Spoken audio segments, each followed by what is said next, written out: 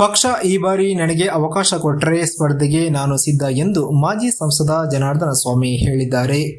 ಪಾವಗಡ ಪಟ್ಟಣದ ಇತಿಹಾಸ ಪ್ರಸಿದ್ಧ ಶನೇಶ್ವರ ಸ್ವಾಮಿ ದೇಗುಲದಲ್ಲಿ ಚಿತ್ರದುರ್ಗ ಲೋಕಸಭಾ ಕ್ಷೇತ್ರದ ಮಾಜಿ ಸಂಸದ ಜನಾರ್ದನ ಸ್ವಾಮಿ ಇವರು ವಿಶೇಷ ನವಗ್ರಹ ಹಾಗೂ ಶೇತಾಲಮ್ಮ ದೇವಿಗೆ ಕುಂಕುಮ ಅರ್ಚನೆ ಪೂಜೆಯನ್ನ ನಡೆಸಿ ಬಳಿಕ ಪತ್ರಿಕಾಗೋಷ್ಠಿಯಲ್ಲಿ ಮಾತನಾಡಿದರು. ಇದೇ ವೇಳೆ ಬಿಜೆಪಿ ಹಿರಿಯ ಮುಖಂಡರಾದ ಪುರುಷೋತ್ತಮ ರೆಡ್ಡಿ, ಸೂರ್ಯನಾರಾಯಣ, ಗೋವಿಂದಪ್ಪ, ಚಂದ್ರನಾಯ್ಕ್, ಶ್ರೀರಾಮಗುಪ್ತ, ನಾಗರಾಜ್, ಬಂಡೆಪ್ಪ, ತಿಪ್ಪೇಸ್ವಾಮಿ, ಬ್ಯಾಡನೂರು ಶಿವು, ಮಹಿಳಾ ಮುಖಂಡರಾದ ಶಾರದಾ ಕೃಷ್ಣ ನಾಯ್ಕ್, ಸರೋಜಮ್ಮ, ಶಾಂತಮ್ಮ ಹಾಜರಿದ್ದರು. ವರದಿ ನಂದೀಶ್ ನಾಯ್ಕ, ಪಾವಗಡ.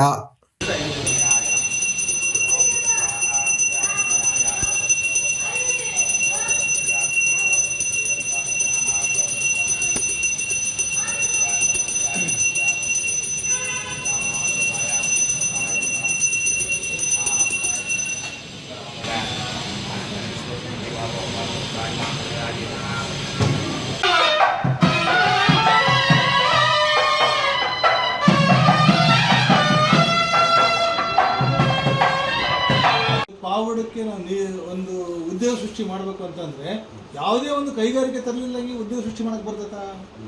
ಯೋಚನೆ ಮಾಡಿ. ಸುಮ್ಮನೆ ನಿಮಗೆ ಒಂದು ಉದ್ಯೋಗ ಆಫರ್ ಲೆಟರ್ ಕೊಡೋದು, ಎಲ್ಲಿ ಕೆಲಸ ಮಾಡ್ತೀರಿ ನೀವು? ಹೋಗಿ ಒಂದು ನಿಮಿಷ ಕೂಲಾಗಿ, ನೀವು ಪ್ರತಿಯೊಂದನ್ನು ಕೌಂಟರ್ ಮಾಡೋ ಅವಶ್ಯಕತೆ ಇಲ್ಲ. ಒಂದು ಕ್ವಶನ್ ಕೇಳಿ ಅದಕ್ಕೆ ಅವಕಾಶ ಕೊಡಿ. ಈಗ ಒಂದು ಉದ್ಯೋಗ ಸೃಷ್ಟಿ ಮಾಡಬೇಕಂದ್ರೆ ಒಂದು ಕೈಗಾರಿಕೆ ಬೇಕಪ್ಪ. ಒಂದು ಕೈಗಾರಿಕೆ ಅಂತಂದರೆ ಕೈಗಾರಿಕೆ ಯಾಕೆ ತರಬೇಕು? ಹೌದು, ನಾವು ಏನೇ ಮಾಡಿದ್ರು ಕೌಂಟರ್ ಮಾಡ್ಬೋದು ನಾವು. ಅದ್ರ ಬದಲು ಇವತ್ತು ನಾವು ಅಲ್ಲಿ ಕೈಗಾರಿಕೆಗಳು ನಾವು ತಂದಾಗ ಅದಕ್ಕೂ ಹಾಗೆ ಅಂದರು, ಕುರಿಗಳನ್ನೆಲ್ಲ ಕರ್ಕೊಂಡ್ಬಂದು ಪ್ರತಿಭಟನೆ ಮಾಡಿದರು. ಇವತ್ತು ಯಾರು ಬರ್ಕೊಳ್ಳಿ, ನಮಗೆ ಈ ಕೈಗಾರಿಕೆಗಳು ಬೇಡಪ್ಪ, ನಾವು ಕುರಿ ಮೇಕೆ ಮೇಯಿಸ್ಕೊಂಡಿರ್ತೀವಿ ಅಂತಂದು ಒಬ್ಬರು ಬರ್ಕೊಳ್ಳಿ ನೋಡೋಣ. ಅವಾಗ ಹಂಗೆ ಅನಿಸುತ್ತೆ. ಟೀಕೆ ಮಾಡಲೇಬೇಕು ಅನ್ನೋ ಗುರಿ ಇಟ್ಕೊಂಡಿರ್ಬೇಕಾರೆ ಮ್ಯಾಟ್ರ್ ಬೇಕಾಗಿಲ್ಲ, ಏನಾದ್ರು ಒಂದು ಸಿಗ್ತೈತಿ. ಸೊ ಆ ರೀತಿ ಮಾಡ್ಕೊಂಡು ಹೋಗೋದ್ರಿಂದ ಇತಿಹಾಸದಲ್ಲಿ ಆಯ್ತಪ್ಪ. ಇವತ್ತು ರಾಹುಲ್ ಗಾಂಧಿ ಅವರು ಮತ್ತು ಮೋದಿಜಿಯವರು ಅಕ್ಕಪಕ್ಕ ಇಟ್ಕೊಂಡು ಜನ ಯೋಚನೆ ಮಾಡಲಿ, ಯಾರು ಸಮರ್ಥ ನಾಯಕತ್ವ ಕೊಡ್ತಾರೆ ಈ ದೇಶಕ್ಕೆ ಅಂತಂದು. ಸೊ ಹೀಗಾಗಿ ಮತದಾರ ಗೊತ್ತಿದೆ, ನಾನು ಹೇಳೋದು ಬೇಕಾಗಿಲ್ಲ. ಇವತ್ತು 28ಕ್ಕೆ 27 ಕಳಿಸಿದ್ದಾರೆ ರಾಜ್ಯದಿಂದ, ಅವ್ರ ಸಾಧನೆ ಏನಿಲ್ಲ ಅಂತ. ಹೋದ ಬಾರಿ 28 ಸಂಸದರು ಬೆಂಕಿ 27 ಕಳಿಸಿದ್ದಾರೆ. ಇಲ್ಲಿನೂ ಬಿಜೆಪಿ ಅವರೇ ಕೇಂದ್ರ ಸಚಿವರಾಗಿದ್ದರು. ಪಾವಗಡಕ್ಕೆ ಯಾವುದೇ ರೀತಿಯ ನೂತನ ಯೋಜನೆ ಬಂದಿಲ್ಲ ಬಿಜೆಪಿ ಅಂತ. ಇಲ್ಲ, ಅದು ಕರೆಕ್ಟ್ ಇದೆ ನೀವು ಹೇಳೋದು. ಆದರೆ ನಾನು ಯಾರಿಗೂ ಕೊಟ್ಟ ಸಾಲ ನಿಮ್ಮ ಹತ್ರ ಕೇಳಿ ನೀವು ಕೊಡ್ತೀರಾ?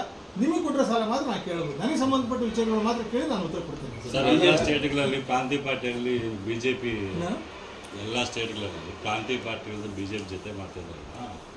ಸೀಟ್ಸ್ ಕಮ್ಮಿ ಬರ್ತೇವೆ ಅಂತ ಭಯನ? ಇಲ್ಲಾಂದ್ರೆ ಇಲ್ಲ, ನಾನು ತುಂಬ ಚಿಕ್ಕ ವ್ಯಕ್ತಿ, ಅಷ್ಟೊಂದು ದೊಡ್ಡ ವಿಷಯಗಳು ನನಗೆ ಗೊತ್ತಾಗಲ್ಲ. ನೀವು ನನ್ನ ಕ್ಷೇತ್ರ ಚಿತ್ರದುರ್ಗ ಲೋಕಸಭಾ ಕ್ಷೇತ್ರ ಜನಸ್ವಾಮಿ ಸಂಬಂಧಪಟ್ಟ ಉತ್ತರ ಕೇಳಿ ನಾನು ಉತ್ತರ ಕೊಡ್ತೀನಿ. ಉದ್ಯೋಗ ಕ್ರಿಯೇಟ್ ಮಾಡಿದ್ರಿ ಅಂದ್ರೆ ನಾವು ಉದ್ಯೋಗ ಕ್ರಿಯೇಟ್ ಮಾಡಿದೆ ಅಂತ ಹೇಳಿಲ್ಲ. ಮೋದಿ ಅವರು ನಾಯಕತ್ವದಲ್ಲಿ ಸೊ BSNL ಖಾಸಗೀಕರಣ ಆಗೋಯ್ತು, SBI ಬ್ಯಾಂಕ್ ಖಾಸಗೀಕರಣ ಆಗೋಯ್ತು, HAL ಖಾಸಗೀಕರಣ ಆಗೋಯ್ತು.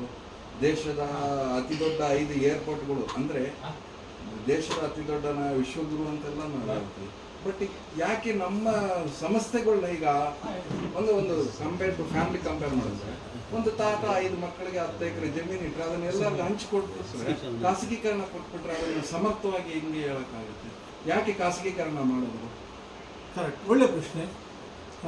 ಇದಕ್ಕೆ ನೀವು ಫಸ್ಟ್ ನೀವು ಓಪನ್ ಮೈಂಡ್ ಆಗಬೇಕು ಅಂತಂದರೆ ನೀವು ಉತ್ತರ ನೀವೇ ಆಲ್ರೆಡಿ ಮನಸ್ಸಲ್ಲಿ ಇಟ್ಕೊಂಡಿದ್ರೆ ನನ್ನ ಉತ್ತರ ಮ್ಯಾಚ್ ಆಗಲ್ಲ. ಅದಕ್ಕೆ ನೀವು ಅದೆಲ್ಲ ಉತ್ತರ ಮಾಡಿ ಬರೀ ಪ್ರಶ್ನೆ ಅಷ್ಟೇ ಕೇಳಿ ಓಪನ್ ಇದ್ದರೆ ನಾನು ಮಾತಾಡ್ಬೋದು. ಸರಿ, ನೀವು ಕಂಡಂಗೆ ಅನೇಕ ಪಬ್ಲಿಕ್ ಸೆಕ್ಟರ್ಗಳು ಉದ್ದೇಶ ಒಳ್ಳೆಯದೇ ಇಟ್ಕೊಂಡು ಸ್ಟಾರ್ಟ್ ಆಗಿದ್ರೂ ಕೂಡ ಅದು ITI ಇರ್ಬೋದು. ನೀವು ಕೇಳಬೇಕು, ನೀವು ಇಲ್ಲ ನೀವು ಪ್ರಶ್ನೆ ಇದ್ರೆ ಕೇಳಿ ಹೇಳಿ ಸರ್. ಈಗ ಮನಸ್ಸಲ್ಲಿ ಇನ್ನೊಂದು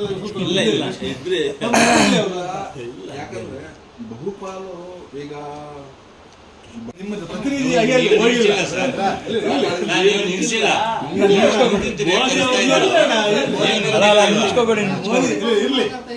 ಅಲ್ಲಿ ನೋಡಿ ಏನಪ್ಪ ಇಲ್ಲ ಆಯ್ತು.